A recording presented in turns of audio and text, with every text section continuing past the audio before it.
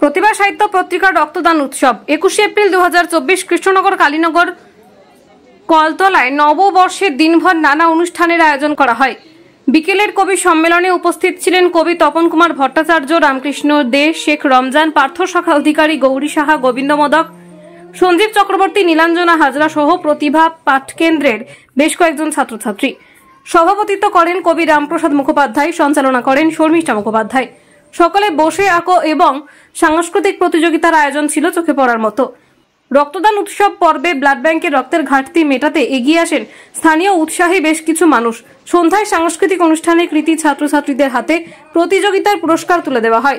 শুভেন্দু সাহা স্থানীয় একজন যুবক, যিনি প্রতি বছর তার পাঠদান কেন্দ্রের 2 শতাধিক ছাত্রছাত্রীদের নিয়ে এরকম বর্ণাঢ্য আয়োজন করে থাকেন। তীব্র দাবদাহ ছিল আন্তরিকতার শীতল স্পর্শ। কৃষ্ণনগর নদিয়া থেকে সাধন পাত্রের রিপোর্ট। শুরু করেছে, এখন 6টা বেজে গেছে, তার মানে 1.5 ঘন্টারও বেশি সময়।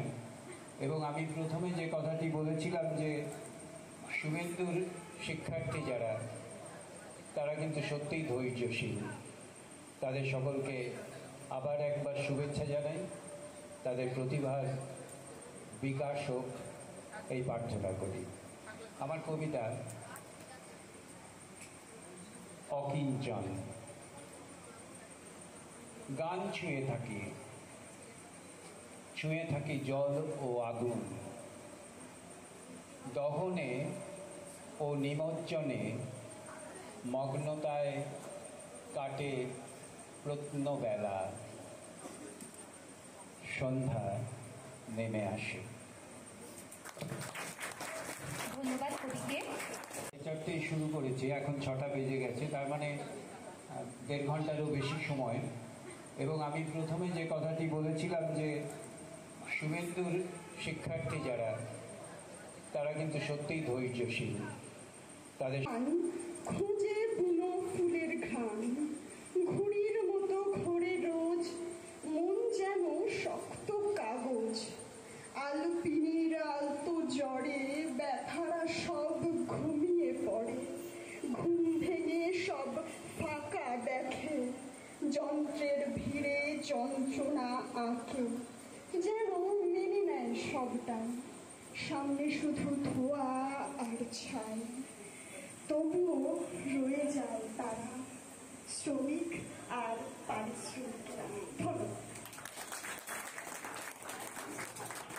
অনেক ধন্যবাদ। এরপর কবিতা পাঠে বর্ণালী সরকার। বর্ণালী সরকারকে প্রতিভা পত্রিকার তরফ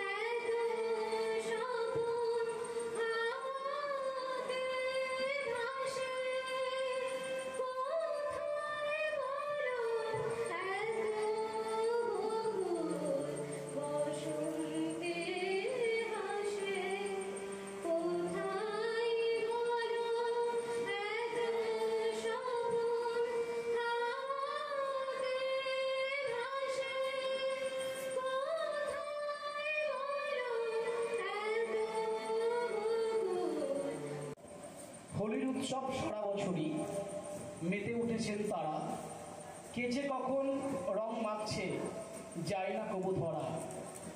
লাল নীল সবুজ রঙে জগৎ সেজেছে এখন, ফুলে ফুলে রং ছড়াচ্ছে বিদায় যখন তখন। ধন্যবাদ। ধন্যবাদ। কবিতা ছাড়বে না, 8 মিনিট সময়। একটা ছোট্ট সহজ করে বলি, কবিতাটার নাম হলো দয়ালু আঙ্কেল। এ আবার কি বিদ্যাসাগর, আস্ত উড়ে বামুন, গো ধরলেই ষাঁড়ের মতন, মাথায় জলে আগুন। সাহেব শুভ পরোয়া নেই, ন্যায্য বিচার তার,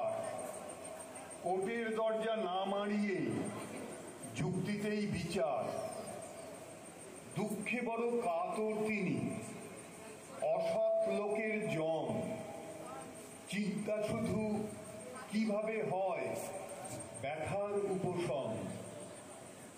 রাত দিন তার ভাবনা কিসে, শিক্ষা সবার হয়, মেয়েগুলো স্কুলে যাক, নেই কোনো সংশয়।